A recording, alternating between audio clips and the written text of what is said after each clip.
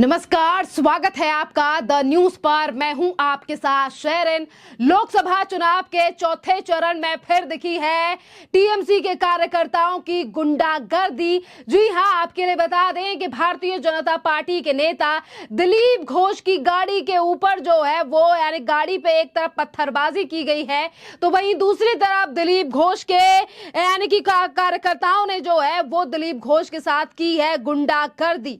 दरअसल आपके लिए बता दें कि बंगाल के दुर्गापुर में दिलीप घोष की गाड़ी पर हमला जो है वो टीएमसी के कार्यकर्ताओं के द्वारा किया गया है और ये मामला काफी ज्यादा अब गरमाया दिखाई दे रहा है कि किस तरीके से टीएमसी के जो कार्यकर्ता हैं कभी वो गांव-गांव जाकर वहां पर भारतीय जनता पार्टी के कार्यकर्ताओं को डरा धमका रहे हैं। वहीं दूसरी तरफ आपके लिए बता दें कि जिस तरीके से दिलीप घोष की गाड़ी पर यह हमला किया गया है, इसको लेकर लगातार अपडेट जो है वो सामने आ रही है कि वर्धमान के एक गांव में पहले जो है वो वोटिंग चल रही थी और वोटिंग के बीच में यानी कि जब वोटिंग जिस जगह पर वोटिंग हो रही थी और उसी गांव पे अगर पहुंचे दिलीप घोष तो दिलीप घोष को देखकर जो है वो आग बबूला हो गए। टीएमसी के समर्थक यानी कि टीएमसी के कार्यकर्ता भी यहां पर मौजूद थे और जिस तरीके से दिलीप घोष की गाड़ी पर यह हमला हुआ है, आपके लिए बता दें कि लगातार अपडेट सामने आ रही है कि दिलीप घोष जो है वो उस समय पर गाड़ी में मौजूद नहीं थे, पर गाड़ी को जो है वो डैमेज कर दिया गया है टीएमसी के कार्यकर्ताओं की तरफ से। बीजेपी के नेता दिलीप घोष की गाड़ी को घेर कर खड़े हो गए टीएमसी के कार्यकर्ता। या जाने से पहले जो है वो मीडिया से बात भी की थी दिलीप घोष ने, जिस पर उन्होंने कहा था कि टीएमसी के कार्यकर्ता लगातार लोगों को डराने धमकाने का प्रयास कर रहे हैं। कल रात भी टीएमसी के कार्यकर्ता और जो लोग हैं वो लगातार लोगों के यानी कि जो वोटर्स हैं उनके घर पर जाकर ये कह रहे हैं कि वोट डालने की जरूरत नहीं है। अगर क्योंकि देखिए जिस तरीके से लगातार देश के प्रधानमंत्री नरेंद्र मोदी का ग्राफ जो है वो पश्चिम बंगाल में बढ़ रहा है, क्योंकि हमने प्रधानमंत्री नरेंद्र मोदी की रैली में भी कई बार देखा कि किस तरीके से पीएम को सुनने और उन्हें देखने के लिए जो है ये पश्चिम बंगाल में लाखों लोग जो हैं वो उनकी रैली में दिखाई दिए। पर वहीं दूसरी तरफ कई बार ये खबर भी सामने आई कि किस तरीके से टीएमसी के कार्यकर्ता जो हैं वो वोटर्स को डरा रहे हैं, धमका रहे हैं, जहां तक कि पुलिस की धमकी भी दी जाती है। और आज दिलीप घोष की गाड़ी पर यह हमला जो है वो कई सवाल ममता बनर्जी के शासन प्रशासन को लेकर खड़ा कर रहा है कि एक तरफ ममता बनर्जी सुरक्षा की 100% गारंटी देती हैं और ये कहती हैं कि पश्चिम बंगाल के हालात जो है वो खराब नहीं है, बस पश्चिम बंगाल को बदनाम करने की कोशिश की जा रही है। वहीं किस तरीके से यानी कि बीजेपी की जो भूमिका है पश्चिम बंगाल में वो जो है विपक्ष की है और वहीं विपक्ष के नेताओं पर किस तरीके से हमला जो है वो टीएमसी के कार्यकर्ता करते हुए नजर आ रहे हैं। जिस तरीके से लगातार अटैक की खबरें जो है वो आ रही हैं। देखिए एक तरफ तो खबर ये है कि दिलीप घोष की गाड़ी को जो है वो टीएमसी के कार्यकर्ताओं ने घेर लिया और नारेबाजी की और दिलीप घोष की गाड़ी पर हमला किया, तो वहीं दूसरी तरफ मीडिया की जो वैन्स हैं उनके ऊपर भी उन्हें भी डैमेज जो है वो कर दिया गया है। यानी कि एक तरफ कहा जाता है कि देश में तानाशाही है, पर आज पश्चिम बंगाल के हालात तो पश्चिम तानाशाही से भी ज्यादा बदतर होते हुए दिखाई दे रहे हैं। जिस तरीके से मीडिया वैन्स को भी डैमेज जो है वो पश्चिम बंगाल में कर दिया गया है, वो भी इस चौथे चरण की वोटिंग के दौरान।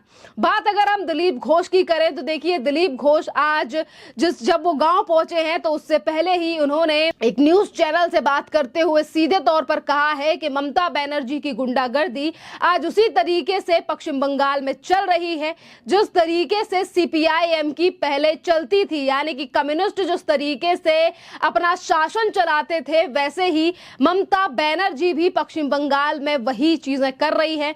आप भी सुनिए कि इसके साथ और क्या कह रहे हैं दिलीप घोष। हम वोटिंग कर पाएंगे क्या? रोते हुए बोल रहे हैं। कोई अपना बच्चा को बगल में खड़ा हुआ 5-7 साल का उसको दिखा के बोल रहे देखो इसका जब से जन्म हुआ मैं वोट नहीं डाला, मुझे प्लीज वोट डालने की व्यवस्था करिए। और मैंने सबको बोला कि आप जरूर वोट डालेंगे, सुबह जाके लाइन में खड़ा रहिए। तो मुझे लगता है वोटिंग ठीक ठाक होगा। इनकी आदत है डराने धमकाने का, वही सीपीएम के समय करते थे लोग, वही टीएमसी में है और प्रभावित करना। कल रात को कई जगह शहर में जाके बस्तियों में डराया गया लोगों की मत निकलिए वोट देने के लिए। टीएमसी के गुंडों के द्वारा उनका काउंसलर के साथ उनके चमचे जाके कर रहे हैं। और आज सुबह से कई जगह पोलिंग एजेंट को अंदर जाने के लिए मना कर, उसमें प्रिसाइडिंग ऑफिसर भी है। कंप्लेन आया, हमारे कार्यकर्ता गए हैं, हम प्रशासन को भी सूचित किए हैं। मुझे लगता है कि सब ठीक ठाक हो जाएगा। मैं भी निकलूंगा, जहां जो जरूरत पड़ेगा मैं यहाँ पहुंचूंगा। 7 साढ़े 7 तक कुछ जगह में सेंट्रल फोर्स पहुंचे नहीं है। मुझे मालूम है कि हर बूथ में सेंट्रल फोर्स रहेगा, लेकिन नहीं पहुंचने के कारण वहां के बदमाश उनको डरा रहे हैं। तो मुझे लगता है कि थोड़ी देर में ये सब सामान्य हो जाएगा, नहीं तो हम जाके व्यवस्था देखेंगे। अब देखिए, टीएमसी के पास कैंडिडेट नहीं है। जिनको जो बाहरी बिहारी बोलते थे, जिनको गुंडा बोलते थे बिहार यूपी के लोग, वहीं से उनको कैंडिडेट लाना पड़ रहा है। शायद उनको गुंडों की जरूरत है। हम तो सारा देश के लोगों को मानते हैं कि कहीं भी जाके वो वोटिंग करे, कहीं भी जाके चुनाव लड़े, ये अधिकार है, संविधान ने दिया है। और हमारे प्रधानमंत्री गुजरात से इसलिए बनारस आए तो लोगों ने उनको सर पर लिया। अब इनके लोग, ममता बनर्जी खुद दूसरी जगह जाती है, हार जाती है। अब उनकी ये दुर्दशा है कि कैंडिडेट बाहर से लाना पड़ रहा है। अब जो नेता है वो रिजेक्ट हो गए, अभिनेता को नेता बनाकर चुनाव प्रचार कराना पड़ रहा है। अब खेल खत्म होने वाला है इस चुनाव में, सबका खेल खत्म हो जाए। खेला नहीं होगा, खेला शेष हो गए। वोट परसेंटेज बढ़ेगा, हर वोटर वोट करेगा, नहीं तो बाकी हम लोग देखेंगे ना क्या व्यवस्था देखें। सीधा दिलीप घोष ने जो है वो कहा है कि किस तरीके से लोगों को मैनिपुलेट करने की कोशिश की जा रही है। गुंडागर्दी जो है वो टीएमसी के कार्यकर्ताओं की तरफ से की जा रही है। इसी के साथ इसके पहले बीजेपी उम्मीदवार दिलीप घोष ने कहा है कि राज्य के लोग टीएमसी के भ्रष्टाचार और अत्याचार से छुटकारा पाने के लिए तैयार हैं। और ये दावा करते हुए उन्होंने बंगाल से एक भी व्यक्ति, यानी कि बंगाल की सरकार से एक भी खुश नहीं है, और इसीलिए बंगाल की जनता को जो है वो प्रधानमंत्री नरेंद्र मोदी पर भरोसा है। ये तमाम बातें कहकर जो है वो वर्धमान से लेकर तमाम गांव में, जो वर्धमान के गांव में जो है वो दिखे थे दिलीप घोष पर। जिस तरीके से टीएमसी के लोगों को जो है वो गुस्सा आया, जिसके चलते उनकी गाड़ी को डैमेज कर दिया गया है। और जिस तरीके से गाड़ी पर हमले हुए हैं, ये दर्शाता है कि ममता बनर्जी को आखिरकार चुनाव से पहले ही किस तरीके से अब डर लगने लगा है, वो भी चुनाव के नतीजों से पहले। देखिए, 9 राज्यों में आज जो है 9 राज्य और 1 केंद्र शासित राज्य में आज आम चुनाव, यानी कि लोकसभा के चौथे चरण के मतदान के बीच आज सोमवार को राज्य की 7 और अन्य सीटों के साथ वर्धमान दुर्गापुर लोकसभा क्षेत्र में भी मतदान हो रहा है। और ये जो हमला हुआ है, ये वर्धमान के एक गांव में जो है वो हमला किया गया है, जहां मीडिया की वैन्स को भी डैमेज कर दिया गया है। और इसी के साथ नारेबाजी की गई है दिलीप घोष के अगेंस्ट। देखिए, अगर इसी के साथ वोटिंग परसेंटेज की बात करें तो 12 बजे का जो आंकड़ा अभी कुछ देर पहले सामने आ रहा था, 4 घंटों में जो है निर्वाचन क्षेत्र में मतदान, यानी कि पहले 12 बजे की बात करें तो 32% था, जो कि अब बढ़कर 40% होने वाला है। और इसी की अवधि के दौरान मुख्य निर्वाचन आयोग, यानी कि चुनाव आयोग के कार्यालय को जो है वो इसी के दौरान, यानी इन्हीं चुनावों के दौरान जो है वो इलेक्शन कमीशन को 1088 शिकायतें भी प्राप्त हुई है पश्चिम बंगाल से ही।